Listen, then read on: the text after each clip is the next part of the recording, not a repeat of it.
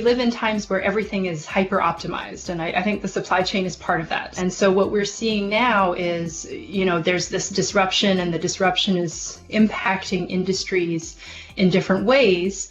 And then you have this, very optimized supply chain, which cannot adjust quickly to these disruptions that are happening.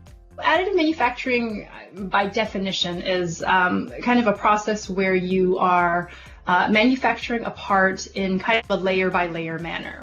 There's no infrastructure around it. We can simply, tell our machine, this is the design I want you to build. So, while the supply chain is recovering from, this disruption, and, the infrastructure is changing, new technology is emerging for it to, be able to address these new needs. There's lots of examples where we're seeing, different companies who have plastic printers that they, have, specifically shifted to be just printing face masks, or just printing, like test swab sticks or things like this. So when you're able to accurately simulate the additive manufacturing process, you can see what the effect is of all of these different variables.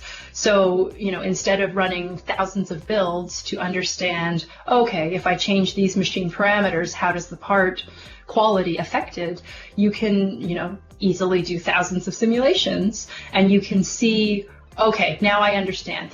Simulation is going to help us understand how those parts are being manufactured, which is going to make everybody a lot more comfortable with certifying those parts. That's always what simulation has had the promise of, which is that, you can understand the physics, you can predict what's going to happen, you can predict how your parts are going to behave, you can predict,